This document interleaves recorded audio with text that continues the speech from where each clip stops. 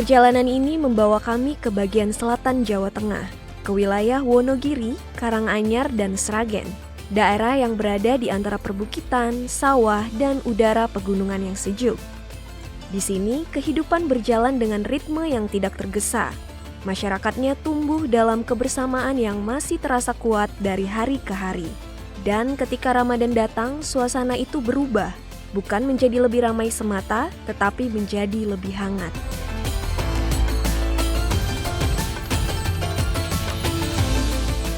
Matahari baru saja naik ketika para petani sudah berada di ladang.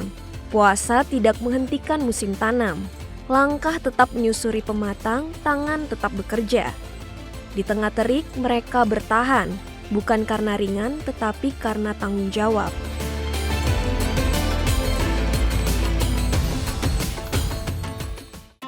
Tak jauh dari hamparan sawah, aktivitas serupa juga berlangsung. Di kandang-kandang sederhana, para peternak memulai hari lebih awal, memberi pakan, membersihkan kandang, memastikan ternak tetap sehat. Ramadan dijalani tanpa mengurangi kewajiban, karena bagi mereka pekerjaan adalah amanah. Kami mendengar bagaimana para petani dan peternak saling terhubung dalam satu komunitas. Ada beberapa kegiatan yang dilakukan setiap bulannya, itu ada pekanan. Pekanan itu satu pekan sekali itu ada kumpul di samping juga koreksi ataupun introspeksi beberapa ada kesulitan atau tidak hewan itu, bagaimana perkembangan ke depan dan sebagainya, kita di kumpulan itu. Dan juga ada arisan pesona itu. Tujuannya di samping kumpul juga akan bisa itu mengumpulkan beberapa dana, dan dana itu juga setelah kumpul kas itu nanti untuk kelompok tapi dipinjamkan tanpa bunga.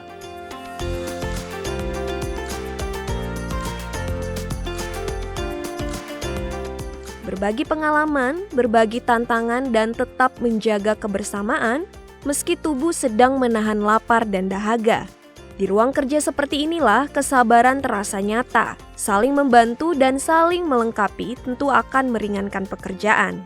Dibandingkan dengan bulan-bulan lainnya, karena puasa, jadi ya yang terutama kalau saya sendiri terus terang kan mengurusi sapi 1 dan kambing 6 itu ya. Untuk istri saya ini ya ada agak kesulitan untuk pakan dan untuk mencari pakan. Tapi ya nanti dibantu sebelum saya kerja itu sudah pakai ladang ludu dulu ya, cari rumput begitu, membantu dikit-dikit, tapi nanti ibunya tinggal istilahnya itu mencari tambahan-tambahan pakan seperti itu.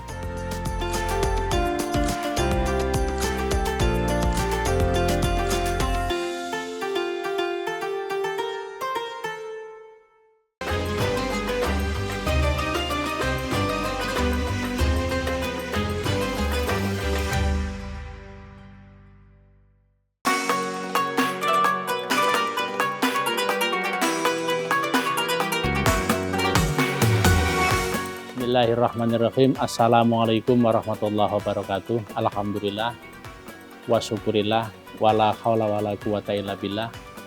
Assalatu wassalamu ala rasulillah wa ala alihi wa sahbihi wa mawala. Amma ba'd. Alhamdulillah kita diberikan kesehatan, umur panjang, insya Allah penuh berkah, dan masih berjumpa dengan Ramadan 1447 Hijriah. Hari ini kami akan mendistribusikan beberapa paket bingkisan Ramadan untuk masyarakat dan rakyat yang membutuhkan. Hari ini kita akan memulai dan kita akan jalan ke beberapa tempat untuk berbagi dan melayani. Pagi ini kami melanjutkan perjalanan kami ke tempat yang menjadi pusat denyut spiritual bagi umat muslim, masjid. Di bulan Ramadan, masjid tidak hanya menjadi tempat beribadah, namun sebagai ruang pertemuan. Ramadan mempertemukan kembali komunitas dalam ruang yang sama. Beberapa duduk berbincang ringan, anak-anak berlarian kecil di antara barisan jamaah. Di satu sisi, paket-paket sembako telah disusun rapi. Kegiatan ini bukan yang pertama. Setiap bulan Ramadan, pembagian sembako rutin dilaksanakan dari satu masjid ke masjid lainnya.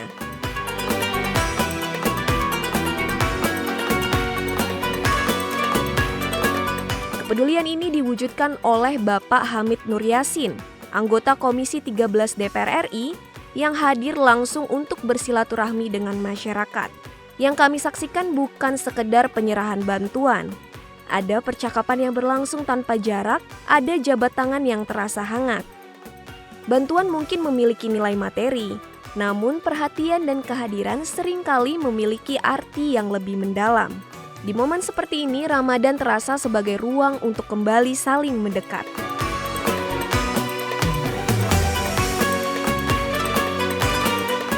Perjalanan kami berlanjut ke pesantren Al-Huda Wonogiri. Suasana di sini terasa lebih teratur. Hari-hari para santri dipenuhi dengan belajar, mengaji, dan beribadah. Di bulan Ramadan, aktivitas itu berjalan dengan intensitas yang lebih dalam. Di pesantren, Ramadan tidak hanya dijalani sebagai kewajiban, ia menjadi proses pembentukan diri.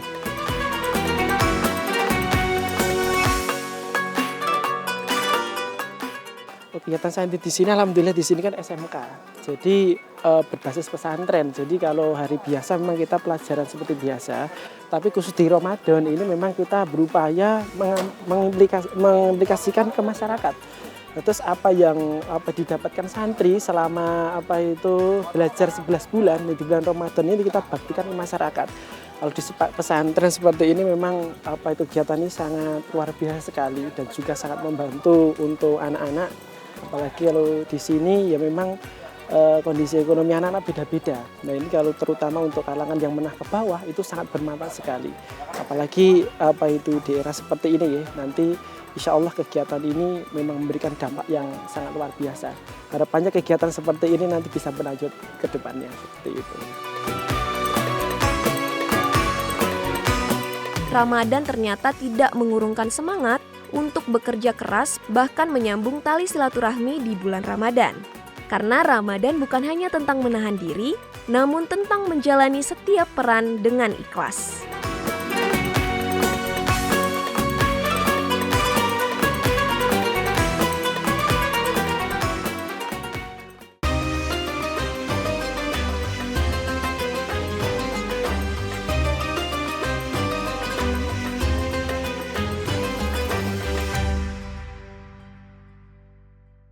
Assalamualaikum warahmatullahi wabarakatuh. Waalaikumsalam warahmatullahi wabarakatuh. Innal hamdalillah allazi anzalal Qur'an hudan linnas wa bayyinatin minal huda wal furqan. Asyhadu an la ilaha illallah wahdahu la syarika lah. Wa ashhadu anna Muhammadan abduhu wa rasuluhu la nabiyya ba'da. Qala Allah ta'ala fi kitabihil karim, a'udzu billahi minasy syaithanir rajim. Bismillahirrahmanirrahim. Ya ayyuhalladzina amanu kutiba 'alaikumus syiyamu kama kutiba 'alal ladzina min qablikum la'allakum tattaqun. Wa qala Rasulullah sallallahu alaihi wasallam man shoma ramadhana imanan wa ihtisaban ghufira lahu ma taqaddama min dambi. Shadaqallahul azim wa shadaqa rasulun nabiyul karim wa nahnu ala dzalika minasyahidin wasyakirin walhamdulillahi rabbil alamin. Para ustaz ustazah dan anak-anakku semuanya, para santriwan santriwati yang luar biasa menurut pantauan kami ya, di tengah-tengah keterbatasan baik sarana prasarana, tetapi itu tidak menjadi penghalang untuk meraih prestasi yang sudah antum torehkan. Setiap hari Bapak Ibu kalian berdoa, Rabbana hablana min azwajina wa dzurriyyatina qurrata a'yun. Ingin agar putra-putrinya, ingin agar anak-anaknya menjadi penyejuk pandangan, menjadi qurrata a'yun, sehingga menjadi anak-anak yang bisa membuat orang tua bangga dan bahagia. Pesan saya, manfaatkan waktu sebaik-baiknya karena keberhasilan kalian besok, ya, keberhasilan antum semuanya besok itu sangat ditentukan dengan perjuangan dan pengorbanan antum semuanya saat ini. Adik-adik, anak sekalian, saya ini diberi amanah, ditugaskan di Komisi 13 yang salah satu mitranya itu adalah lembaga pemasyarakatan. Imigrasi dan pas imigrasi dan pemasyarakatan. Kenapa saya bangga dan senang di sini melihat antum semuanya dan sedih ketika kami berada di lingkungan tugas kami yang harus memantau dan membedah serta memberikan solusi atas persoalan-persoalan yang terjadi di lingkungan pemasyarakatan, lembaga pemasyarakatan. Dari Sabang sampai Merauke, anak-anak sekalian, over capacity tahu? Over capacity itu misalnya lembaga pemasyarakatan harusnya dihuni oleh 100 orang. Itu ternyata dihuni sampai 300 orang. Berarti jumlah orang yang bermasalah, berkasus, dan harus menjadi warga binaan di lapas, ini melebihi kapasitas yang ada di tempat-tempat lembaga pemasyarakatan.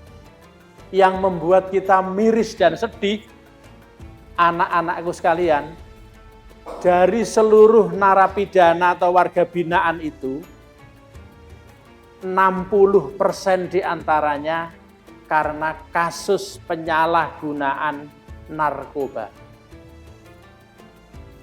Itu 60%. Yang 40% itu kasus-kasus yang lain, pidana umum, terorisme, tipikor, dan lain-lain.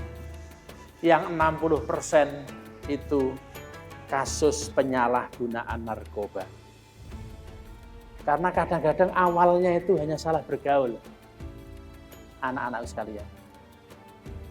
Waktu SMP, waktu SD, itu dengar azan, dibilang bapak ibunya, "Nduk, nang, wis azan, ayo yang masjid, mangkat yang masjid, ayo bareng bapak ibu ke masjid." Ke masjid. Begitu SMA, wis ngerti perapatan. Krungu azan kudu mlayu yang masjid, malah melayu yang perapatan. Nongkrong karo kanca-kancane. Pertama ngrasakne udut, gelem ra udut. Tahu udut, Dek? Udut tahu? Enggak tahu, alhamdulillah kalau enggak tahu.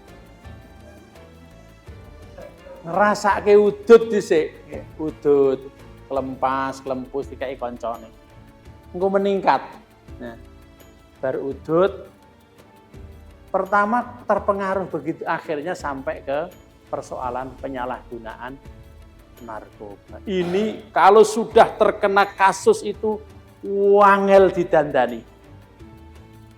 Sudah sangat sulit sekali, maka saya wanti-wanti kepada anak-anak sekalian tetap harus berhati-hati dalam bergaul dan memilih lingkungan yang baik dan tepat serta kondusif untuk mempersiapkan masa depan yang lebih baik buat kalian semua. Mudah-mudahan ke depan antum menjadi anak-anak yang hebat, anak-anak yang soleh dan solihah, sukses lahir batin, berkah semuanya, dunia akhirat.